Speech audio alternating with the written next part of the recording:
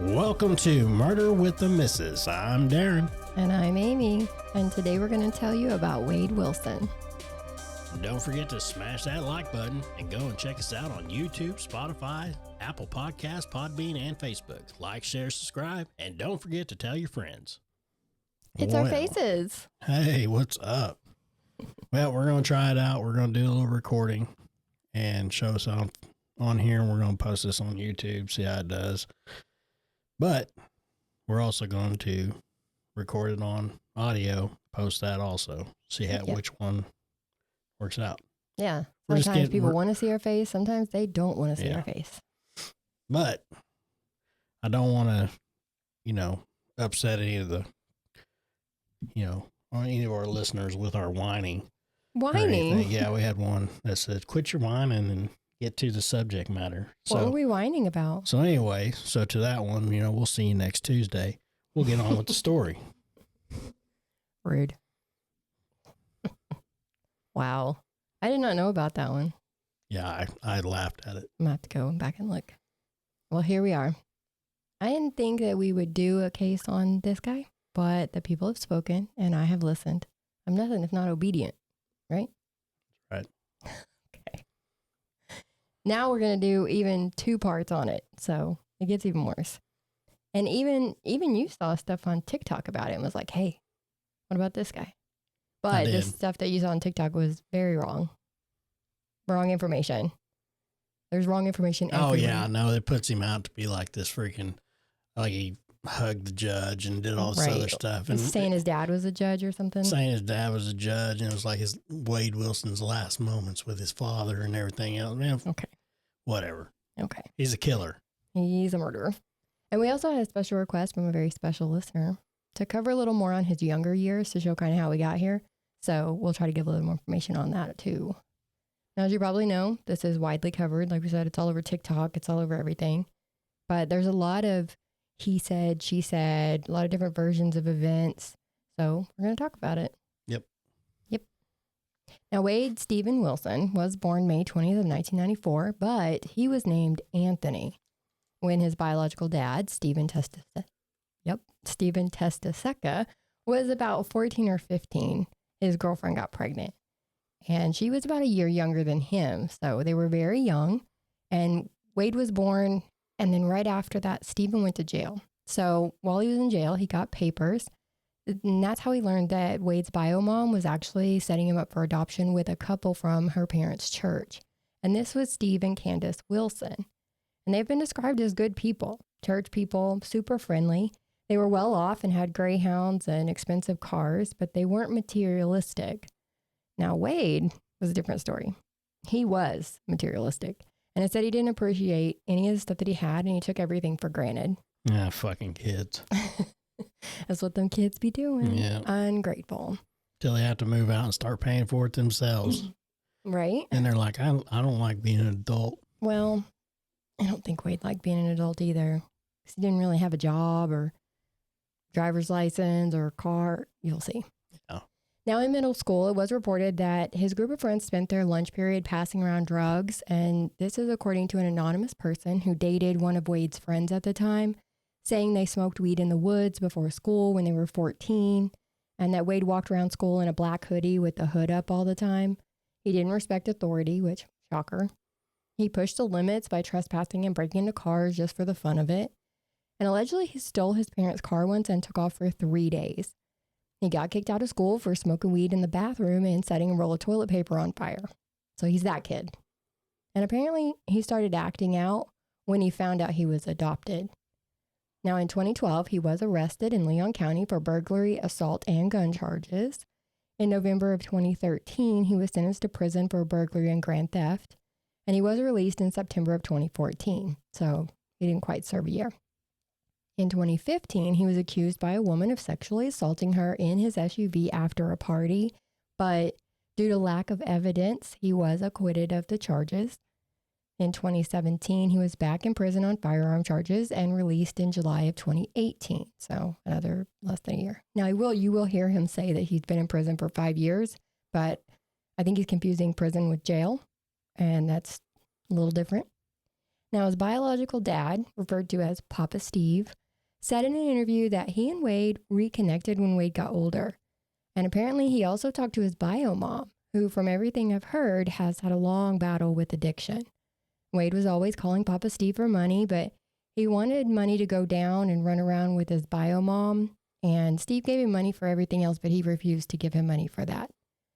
And also in an interview, Papa Steve said that during one of those prison stays that he was in, Wade was checking in and owing people money. So he got jumped, and that's how his teeth got fucked up. So if you see him, he hardly smiles in front of the camera, but when he does, you can see that one of his teeth is like chipped. It's almost half gone or something. But he's saying that's what did it, is he got a little present from jail.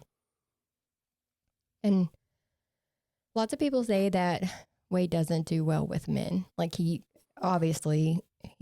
cowers down to them and takes all his aggression out on women. He's like this big hatred towards women. Yeah, I mean, and that's what he's in jail for, but right. I mean, he knows he ain't shit, and that's why, that's how most posers are anyway. Exactly. Yeah. He talks big shit, but he can't back it up. No.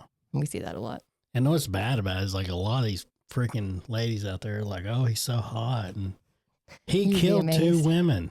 Yes, you'd be amazed. Ugh. Now, later on in 2018, he was mentioned in a murder plot. Denise Williams was convicted of first-degree murder and conspiracy to commit the murder of her husband. And apparently, her and her lover were trying to make it look like a boating accident. Her lover was an old cellmate of Wade's, and he said Wade attempted to fabricate evidence and even offered to kill Denise. Now, this may be a good time to mention that Wade is also quite the storyteller. Another one of his stories was that he was in a gang in prison called the Unforgiven, where he was an enforcer. And he also told people that he was a hitman. He even got some tattoos for the gang, but the gang wasn't too happy about it because he wasn't part of their crew. Like, you can't just go around getting tattoos to represent a gang that you're not even in. That's a huge no-no. And then also, apparently, when he was in jail one of those times, or prison, whichever one, he slept with another man while he was in there. And that was also a no-no for that gang. So even after he got out of jail, he got beat up. So he has a scar under one of his eyes because of that. And that information came from his ex-girlfriend, Kelly. She's been very vocal. So we'll be mentioning her throughout this. But in January of 2019, she said that Wade stole her phone and her laptop. And there was no contact order still in place on February 28th of 2019, when she says Wade pushed her into the floorboard of her car, cut her clothes off with a knife, and she stayed there until he put her in the back of the car and sexually assaulted her, saying he choked her a couple of times, bit her face and her chin. You can actually see pictures of this online. He gagged her, tied a shirt around her face, and tied her hands and feet together with a used garbage bag. He drove to the keys, got out, handed her the keys to the car, and left with some woman.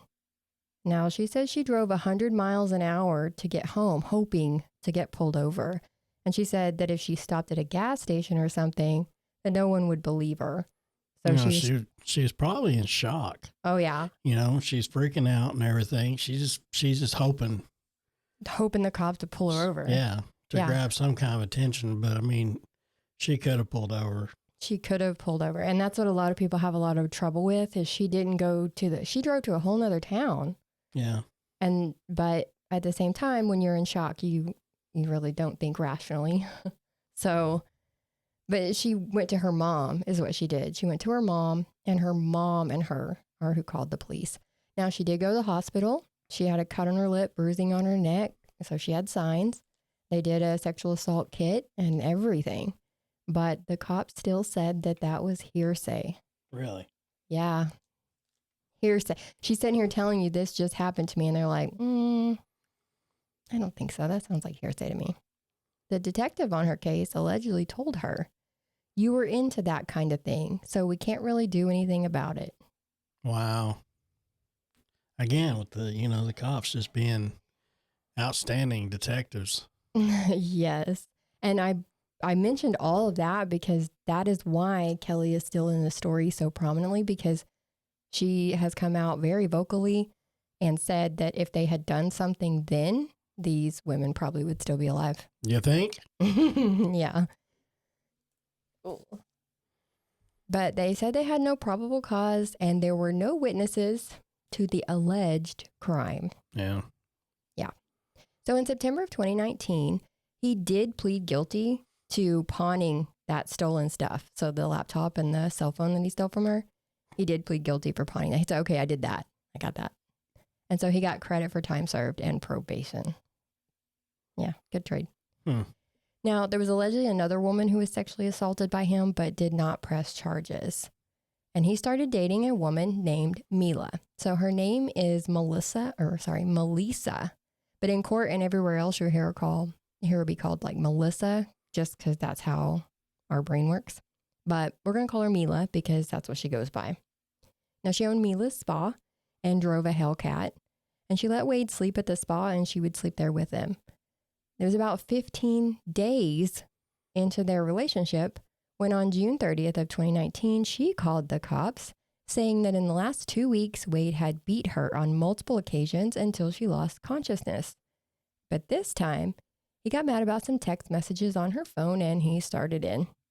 She tried to run and he grabbed her skirt, ripping it off of her. So she's literally running in only a shirt. But he caught up with her and he choked her until she was unconscious. And then he tied her hands behind her back and put her in the car. He took her to a random boat and sexually assaulted her to teach her a lesson. Then he took her back to the car and told her that the pain was over. Well, I bet he just thinks he's just a real badass whenever it comes to beating on women. Oh, yeah. Yeah, that's where he has the power, you know? Good Lord. He's a real stand-up guy. He's Keep just calling a him, real ladies. piece of shit. Keep calling him ladies. Yeah, Keep these writing ladies are just like, oh, he's the hottest thing ever. Well, he's not. You know those little things you see on Facebook and stuff all the time that's like, she's an 8, but she cooks my favorite dinner. She's a 10. That makes her a 10. This is like him. Yeah.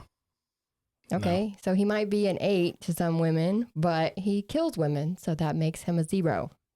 Exactly. Get with it. Yeah, get your head out your ass. Get your head out of your ass. The cops do note in their report that they did see that Mila had 2 black eyes, bruises on her, and a place where he had bit her. So somebody has a little habit. On July 1st, he was arrested. Now keep in mind as you listen to the rest of this that Mila caught a lot of shit for some people for what happens later in the case, but she also got a lot of love and compassion. And you'll see why both sides feel the way that they do. But Wade, as we know, loves a jailhouse phone call. So he managed to talk Mila into coming and picking him up when he eventually got out of jail. She wanted to make it very clear that she did not bail him out. She has said that numerous times. But she did go pick him up. And he was back in her life. Because he's one of those love bombers. So when he does something and you get mad at him, he love until you take him back. And then he fucks up again. Now it was about 5 days later. That Wade and Mila were at the bar, Boot Alive, in Fort Myers. Mila doesn't carry a purse, so when they go out, Wade carries her stuff in his pocket, like her car keys. Now, she didn't have to worry about him taking off in it because it was a stick shift. Why am I not surprised he can't drive a stick shift? I knew you'd get that. Because he can't. Yeah. Well, there's a lot of people out there that can't. A lot. Yeah. A lot.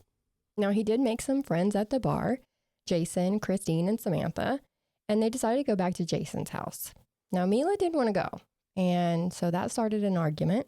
She goes outside in time to see her Hellcat pulling out of the parking lot. Luckily, our friend Amy came out and took Mila back to her place where Mila slept on the couch. Now, Jason is the one who drove the group to his house where he still lives with his mom.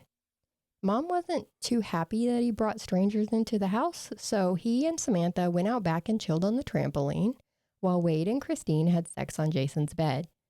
And they say that the two came in and out of the house a few times doing their thing. And we know that they were also all doing cocaine. They got loud, so Mom said they had to go, and Wade, Kristine, and Samantha left.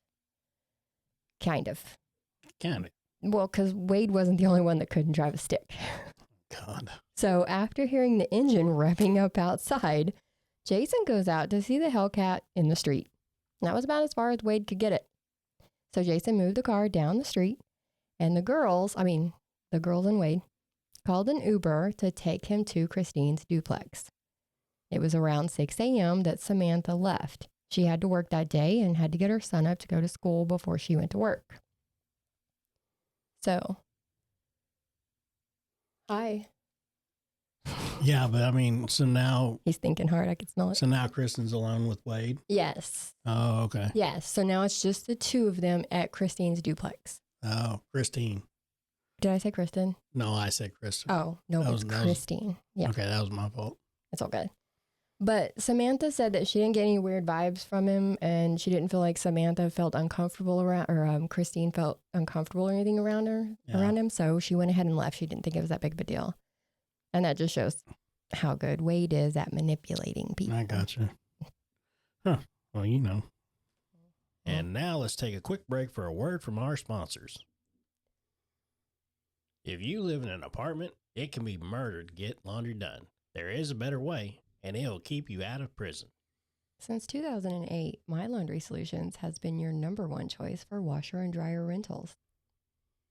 Ask about My Laundry Solutions in your apartment leasing office or schedule online at mylaundrysolutions.com.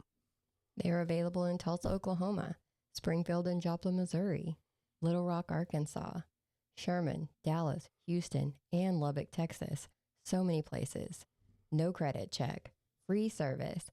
Your account is available online, and they professionally install. Check out mylaundrysolutions.com or call 800-535-4411 today. It would be criminal not to give them a shot. Yeah. Yeah, go check out My Laundry Solutions. And if you guys want to take time or whatever, and you know, you don't have to, but if you want to donate, or not donate, what is it? Contribute to our podcast and everything. You can't do it with our cash tag for some stupid ass reason. That cash app is. They're looking into it. But you know, if you've ever dealt with Cash App, they take their time. Yeah, it's going to be a year. So if you want to donate, God, I keep saying donate. I mean, it's donations. Contribute. Too. If you want to contribute, and you don't have to, but you have to do it through our email. You go to Cash App and you type in our email. It's D&A, so spell out and D&A .truecrime@gmail.com. Yeah. Like I said, you don't have to, but if you want to, we appreciate it. And for those of you who have, much appreciated. Yep. Yeah, for the people who have, thank you. Thank you. Now, Kristine, it's where we left off. He was alone with Kristine. She grew up in Illinois and moved with a friend to Cape Coral, where she was a waitress. She was about 35 years old, loved her cat, was the godmother to her cousin Samantha's child.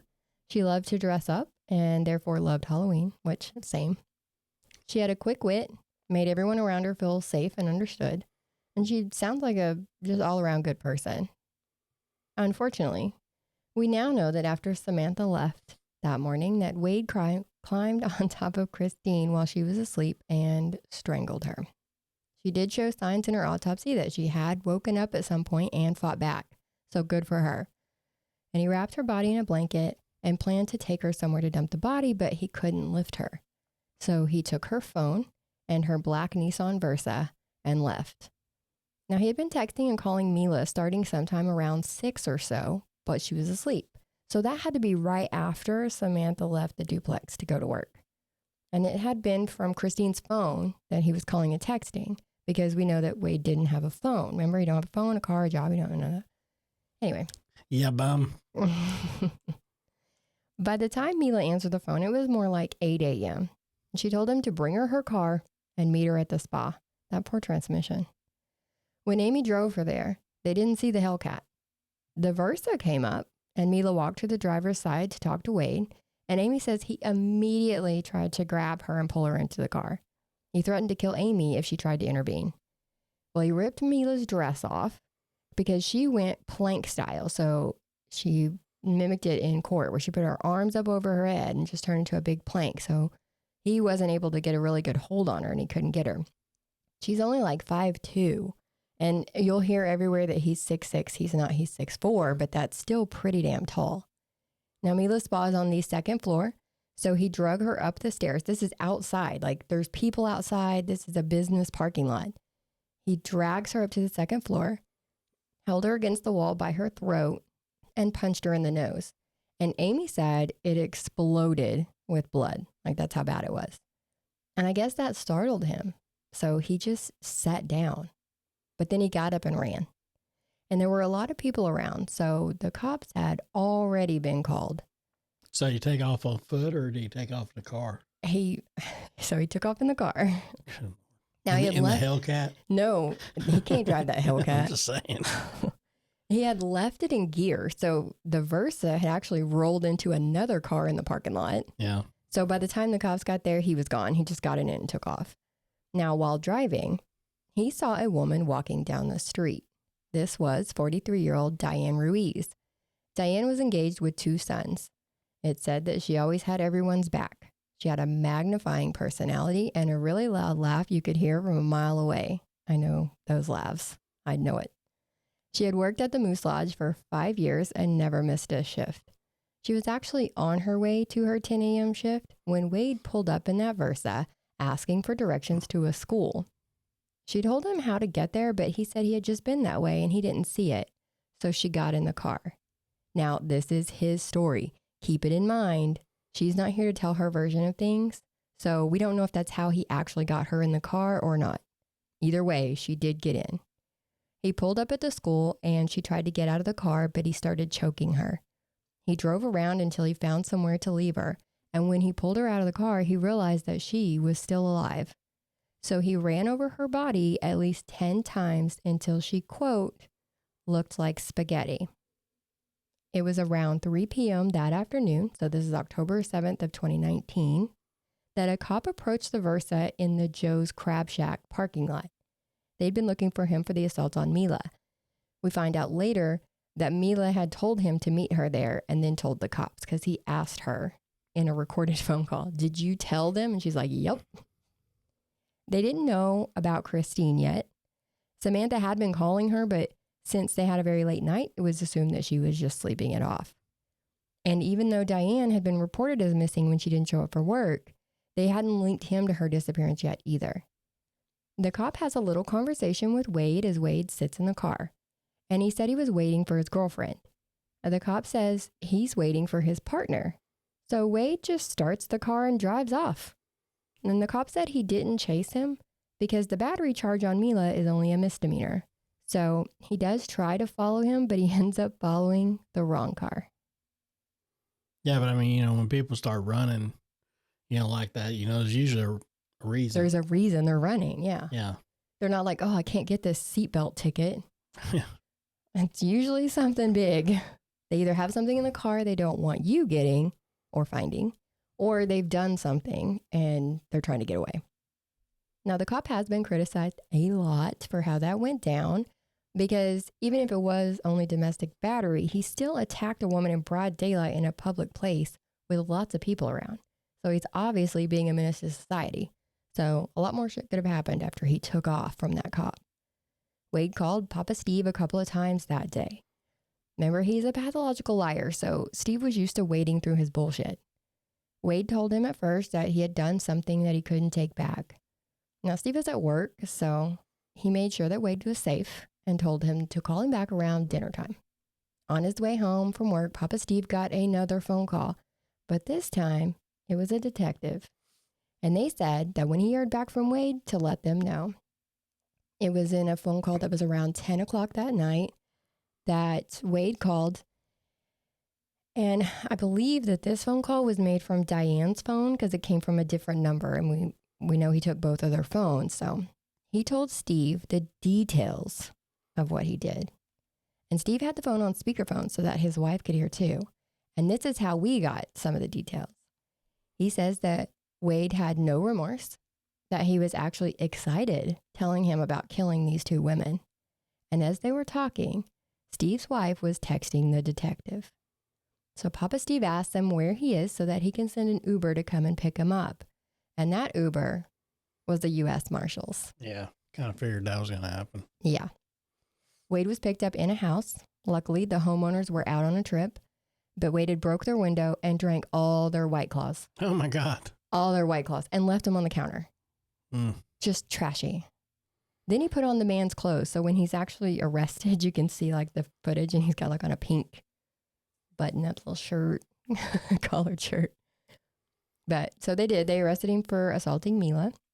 And they had found Kristine's body and they knew that Diane was missing, but Wade wouldn't tell her where the body was. And Wade was telling them that he left Kristine alive and well. So he didn't have nothing to do with that either. And that they were like, well, how'd you get her phone and her car? And he's like, oh, she let me borrow them. Seriously? Yeah. She let him borrow them. That before or after he ran her over? No, this was Kristine, the first woman. Oh. They're like, how'd you get her car and her phone then? You called. So which one did he run over? Diane. See, they haven't found her body yet. Him? Oh, really? I mean, in our story. Oh. See, when we say he don't know these, I mean, he don't know these. Yeah. We'll get there. But no, so this is Kristine. So they know he had Kristine's car. They know he had Kristine's phone. He's like, oh, she let me borrow him when I left because I'm a winner. But they still need to find Diane. So they allow Papa Steve to make a special visit with Wade while he's in his little turtle suit. So the turtle suit is the green suit that they put you in, like strip all your clothes down when they think you're going to hurt yourself. They take all your clothes off and then you're naked with just this giant green, looks like a gym mat or something that you're wearing to keep you from hurting yourself. And he tells Wade that he's going to stand by him and he's going to help wherever he can. So he's also talking about seeing Diane's sons on the news, like crying and begging for their mom to come home. So that was really sad to hear. So Wade's like, okay, I'll tell him. I'll take him right now. I'll take him tonight. And so Steve sets the phone down and he goes to find somebody. He's like, don't move. And he goes to find somebody. Hey, he's going to tell. He's going to let us, he's going to take you to the body. Wade is behind him at the door, banging on the door, yelling at the jailers. Hey, have you watched the news? Did you see those two women on the news? Because that's how remorseful he is. He's such a douche. Anyways, when they come to talk to Wade on the 10th, he tries to tell them that he will tell them where the body is, but he needs a burger and fries on the way. They tell him that they have to get approval for things like that. So they read him his rights and he starts talking. He says he gave her a ride and dropped her off. Now this is Diane. He gave her a ride, dropped her off, and then he went to see a guy that he knew. So there is surveillance of him with no shirt, no shoes, and he went into the guy's business. Well, the guy, he's like, oh, hang on just a second. He goes in the back and calls the cops. So when Wade sees a cop car pull into the parking lot, he takes off across the street. He says he chilled by some palm fronds, saying he watched the cops go back and forth for about 8 hours, took a nap, and then drove around until he found the house where the marshals found him. I have a big problem with the timeline there. So if you're following that, he didn't have 8 hours or time to take a nap or none of that. No. He said that he picked Diane up, and when they got to the school, she seemed scared. No shit. He tells them, I'm a fucking lion and you're the prey. That's what he was thinking. He even told the cops that he could take either one of them out because he was well trained. But he choked her there in the school parking lot. They asked him if he raped her, and Wade said no, but they did have consensual sex. Okay. When? He says it was on the way to the school.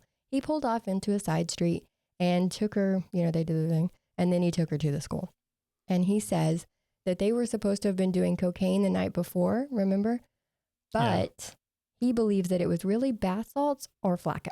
Flakka.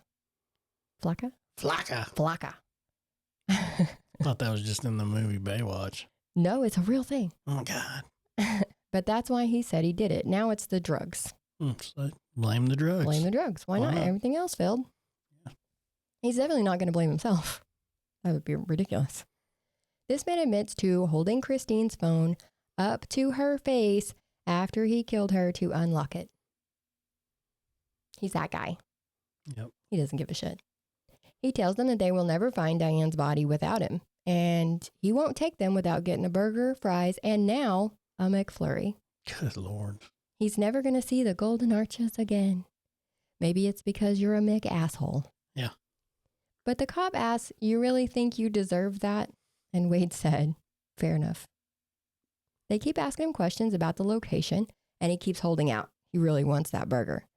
But they eventually let him know that they really don't need him. They've already found her. He doesn't believe them because he's a good hider. But they say it was now 9 o'clock in the evening, and they had actually found her at 1:30. So. Really? Yeah. And they do this. This is common. If they can get the killer to tell them details like the location and stuff, then that's one more thing to tie them to the crime, you know? Just one more thing that says he really did have something to do with it. Yeah. Because people do false confess for various reasons. Oh, yeah. Trying to get that fame.